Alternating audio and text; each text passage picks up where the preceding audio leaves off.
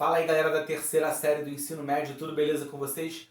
Professor Patrick aqui na área mais uma vez para dar continuidade ao nosso conteúdo de geografia. E o nosso tema central de hoje é climatologia, ou seja, estamos dando continuidade àquilo que a gente já vinha falando lá no módulo 6, ok? Climatologia.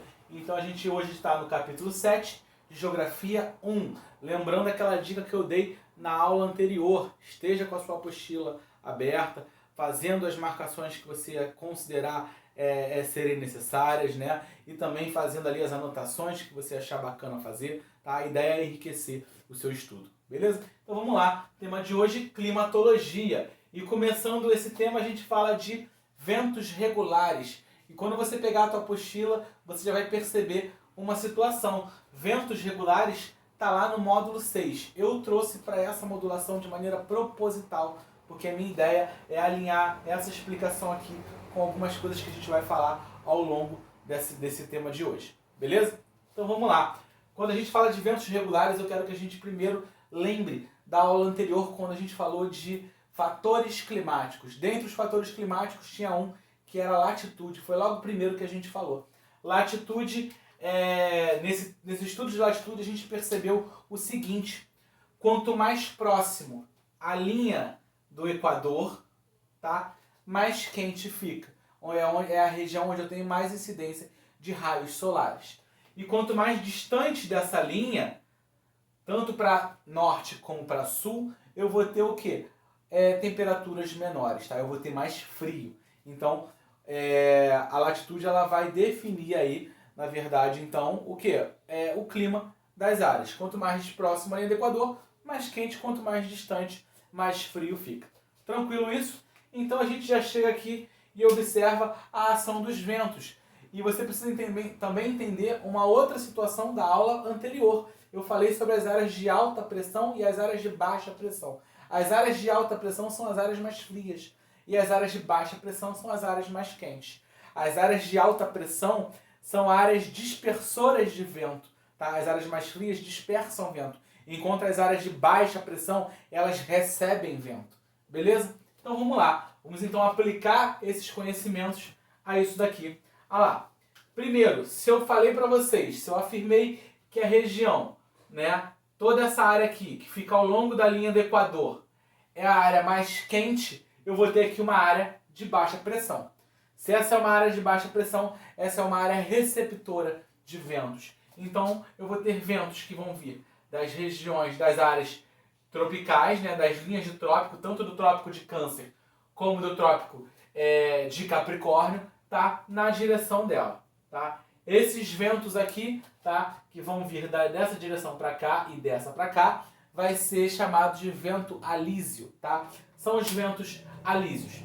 Eles vão ganhar altitude. Tá? Eles ganham altitude. Quando ele ganha altitude, eu estou falando de uma massa de ar que é quente, beleza? E está carregada de umidade. Ao longo da linha do Equador toda, eu tenho muita umidade, beleza? Eu tenho muita umidade. Logo, eu vou ter o quê? Chuvas torrenciais aqui na altura dessa linha do Equador, tá? Chuvas torrenciais. E quando ela ganha altitude, o que fez a precipitação ocorrer? O processo de condensação. Então eu tenho uma massa quente que ganha altitude, tá? Quando ela ganha altitude, ocorre o processo de condensação, o resfriamento. Então você vai ter a precipitação. Só que esse vento continua. Ele vem fazendo essa direção aqui, tá?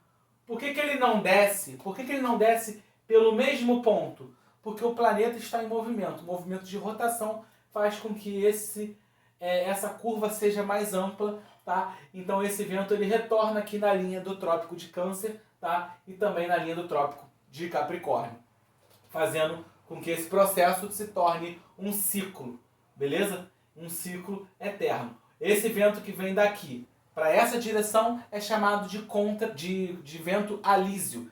E o movimento que vai daqui na direção da linha de trópico, tá? Tanto esse como esse são chamados de ventos contra-alísios, beleza? E olha só, esse vento aqui, ele desce, por quê? Porque ele está pesado. Por que ele está mais pesado? Porque ele está mais denso? Porque agora ele está frio. Então aqui se torna uma área de alta pressão. Beleza? Outra informação importante sobre essa linha aqui. Essas áreas, né, esse vento que desce aqui é um vento que está seco. Por que ele está seco? A precipitação já aconteceu nesse ponto, lá na linha do Equador, as chuvas torrenciais. Então, agora ele segue para cá seco. Então, nas áreas de linha tropical, nas linhas de trópico, eu vou ter aí grandes desertos. Tá? A gente tem um exemplo na linha do Trópico de Câncer, o deserto do Saara. Tá? No Trópico de Capricórnio, deserto de Kalahari. Então, a gente tem aí alguns grandes desertos, tá? Por causa desse ar que já desce aqui seco. Tá? Até formar de novo o ciclo, né? Carregando umidade, subindo, chovendo torrencialmente e fazendo de novo o retorno. Beleza? Então, se aqui é uma área de alta pressão, tá? Você vai ter aqui o quê? Frio, beleza? Uma área dispersora, né, de ventos. Agora, olha só. Você sabe que as áreas mais frias do planeta são as áreas polares aqui, ó. Aqui eu tenho altíssima pressão, beleza? Altíssima pressão. Então eu vou ter uma tendência dos ventos daqui migrarem, irem em direção às áreas mais abaixo. E como aqui eu também tenho uma área de alta pressão, eu tenho um vento fazendo esse movimento aqui. Beleza? Então aqui vocês percebem os ventos regulares, tá? A forma aí básica, como é que os ventos se comportam no nosso planeta. Beleza? Aqui, galera, ó, a gente tem esses movimentos, tá? Que a gente percebe aqui em relação aos ventos, tá? E a gente chama de célula, tá? Esses dois aqui, tá? Os movimentos que ocorrem entre as linhas tropicais, são as células de Hadley, tá? Aqui eu vou ter entre, né, as linhas de trópico e as zonas polares, as células de Ferrel, tá? E nas áreas polares, as células polares. Tranquilo isso? Então vamos lá. Dando prosseguimento, a gente entra agora em continentalidade e maritimidade. Beleza? A gente volta, quando a gente fala disso daqui, eu gosto de voltar um pouquinho também. Lá no módulo 6 a gente falou sobre ventos periódicos. Lembra que eu falei sobre isso? Quando a gente fala sobre ventos periódicos, eu digo o seguinte: quando a gente chega à praia, né, e pisa na areia, um sol de meio-dia, a gente queima o nosso pé. Por que a gente queima o nosso pé? Porque aquela superfície vai estar muito quente. E por que ela está quente? Porque ela tem uma capacidade muito rápida de mudança de temperatura. Ou seja, o sol começou a bater ali, aquilo ali vai esquentar rapidamente. Ao contrário da água, você chega na água e você percebe que ela está fria. A água está fria. Por quê? Porque ela não tem uma capacidade tão rápida de mudança de temperatura. Se você vai à praia à noite, você pisa na areia e sente que a areia está fria. E quando você chega na água, você percebe que a água está quente. Num dia de muito sol, você vai perceber isso, né? Passou por muito sol, quando você vai à praia à noite, aquela água está quente. Por quê? Porque ela demorou o dia inteiro para esquentar. Tá? Então a água demora para mudar de temperatura e a parte da superfície sólida vai ter uma mudança mais acelerada da temperatura. Beleza? Então agora a gente traz isso para continentalidade e maritimidade. Continentalidade, eu estou falando de áreas que são distantes do oceano, beleza? E maritimidade, eu estou falando de áreas que são próximas ao oceano. Aqui eu vou ter o oceano funcionando como um regulador térmico. Ou seja, eu tenho proximidade ao oceano, então eu vou ter um clima úmido, porque o oceano traz essa umidade, beleza? E eu vou ter também uma baixa amplitude térmica, porque durante o dia eu tenho aquelas brisas marítimas, né? Adentrando, né, indo na direção do continente, deixando as temperaturas mais amenas, tá? Regulando a temperatura, e à noite acontece justamente o contrário. Então eu não vou ter diferenças de temperaturas tão grandes, tão bruscas, né, entre o dia e a noite. Você vai ter ali temperaturas parecidas entre dia e noite. Aqui, na continentalidade, eu já tenho uma área que é distante do oceano. Se ela é distante do oceano, eu vou ter, primeiramente, um clima mais seco, porque eu não vou ter ali a influência da umidade vinda do oceano, e elevada amplitude térmica. Lembra que eu falei agora há pouco, a superfície sólida ela tem uma capacidade muito rápida de mudança de temperatura. Então, as áreas distantes do oceano, que não tem aquela influência, né, da brisa marítima chegando até lá, você vai ter o quê? Um dia muito quente, que você vai perceber esse calor intenso, e durante a noite você vai ter o quê? as temperaturas caindo absurdamente, porque aquela superfície ela muda rápido de temperatura devido à falta da irradiação, à falta dos raios solares, né, ali naquela área. Então você vai ter ali uma mudança grande de temperatura, amplitude térmica elevada, ou seja, uma diferença de temperatura grande entre o dia e a noite nessa região. Tranquilo isso, galera? Então, continentalidade e maritimidade, e a gente agora dá prosseguimento para correntes marítimas. Presta bem atenção aqui, galera, olha só. Correntes marítimas são porções do oceano que correm em uma própria direção, ou seja, nós temos várias correntes com uma direção específica, beleza? Olha lá, condições próprias de salinidade e temperatura. Cada corrente marítima ela vai ter a sua característica própria com relação à salinidade, a grau de salinidade, né? E também com relação à temperatura. E temperatura é aquilo que a gente está querendo falar aqui. Olha lá, correntes quentes potencializam o efeito da maritimidade. Por que a corrente quente vai potencializar o efeito da maritimidade? Porque eu estou falando de uma corrente marítima que é quente. Como é que ela vai potencializar a maritimidade? Se ela já é quente, eu vou ter um processo maior de evaporação.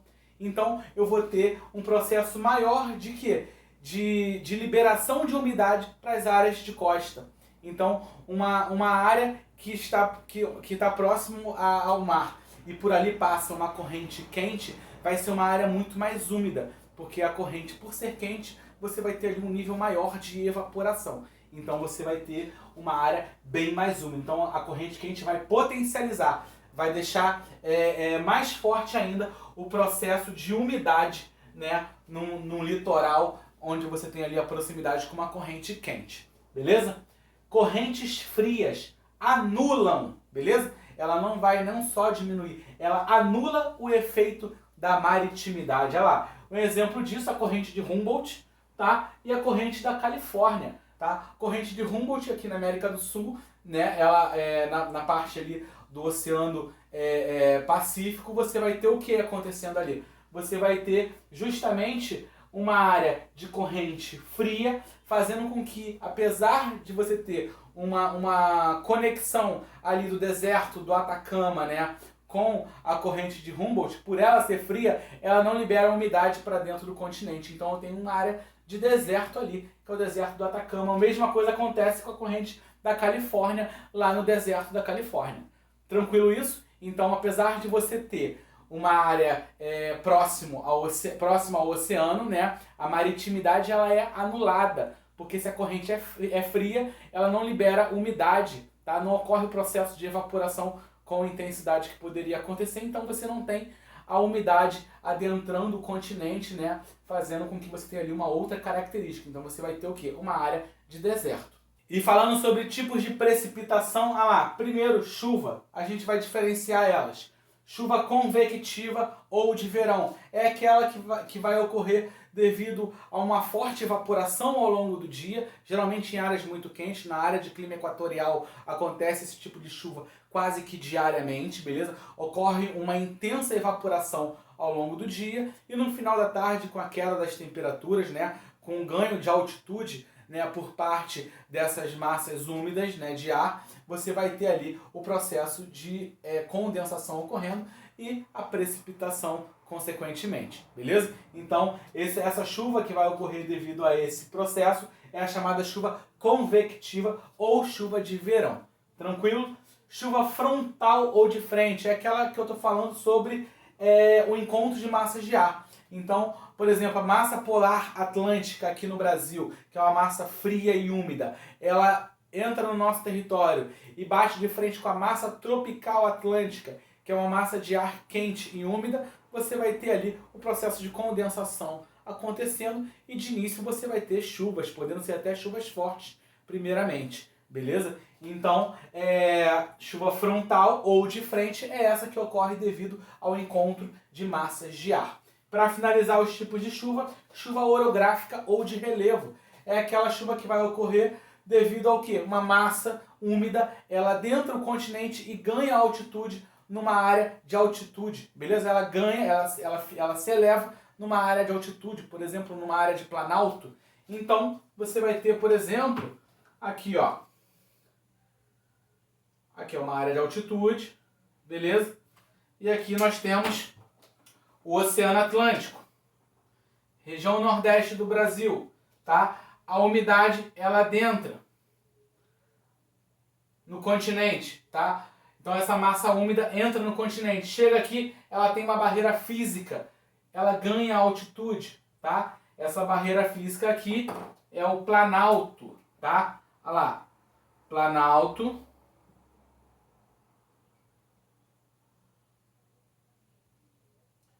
da Borborema.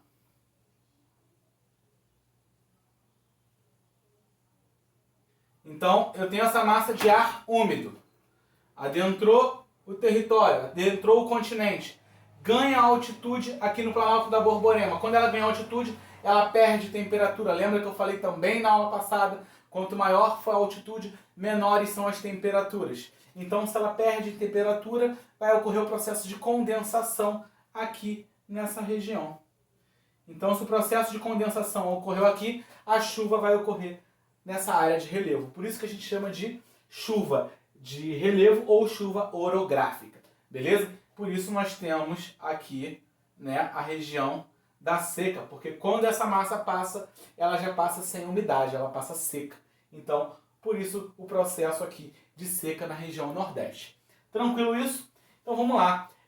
Dando continuidade, neve e granizo. Basicamente a diferença entre um e outro.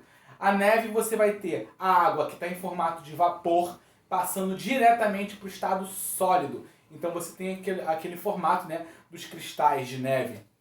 E diferença para o granizo, né? O granizo você já não vai ter passando do gasoso direto para o sólido. Você tem a água passando do estado gasoso para o estado líquido e depois para o estado sólido. Então, quando isso acontece, e acontece rapidamente, como ela passou do líquido para o sólido, você formou gelo, você não formou aquele floco de neve. Então, se você forma gelo, né, então você vai ter aí a chuva que a gente chama de granizo, beleza? A diferença básica é essa.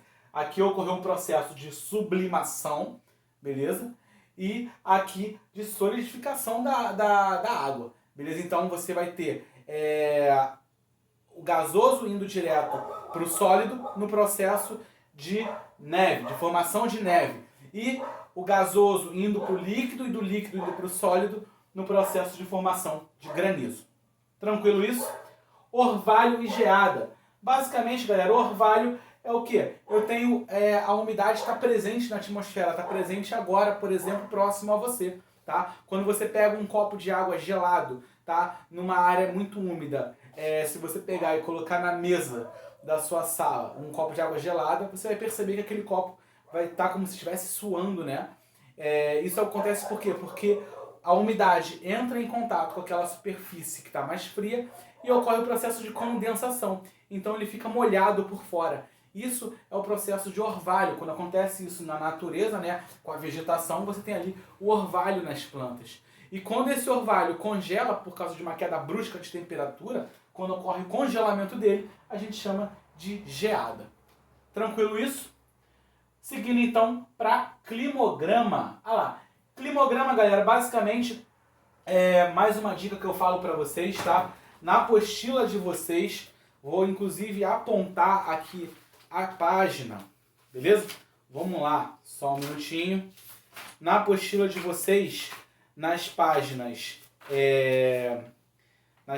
133, 134, 135 e 136, nós temos diversos climogramas. Beleza? A ideia é você conseguir entender, primeiramente aqui na aula de hoje, o que é um climograma e o que ele vai apontar. E depois fica de dever para vocês aí dar uma olhada em cada climograma, em cada tipo, né, climático, para você conseguir perceber aí as diferenças entre os climogramas. Beleza? Então eu vou falar aqui especificamente de um, para que você tenha essa função aí de chegar em casa e pesquisar cada um dos que tem aí à disposição para você conseguir compreender melhor o assunto, beleza? Então vamos lá. Climograma. Climograma ele vai apontar, é um gráfico que vai te dar alguns apontamentos, beleza? Essas barras aqui vão tratar da pluviosidade, beleza? Pluviosidade que vai ocorrer durante o ano. E essa linha vermelha vai apontar a temperatura. Então, nesse lado aqui, ó, a pluviosidade em milímetros, beleza? Uma chuva de tantos milímetros. E aqui desse lado, a temperatura em graus Celsius, beleza?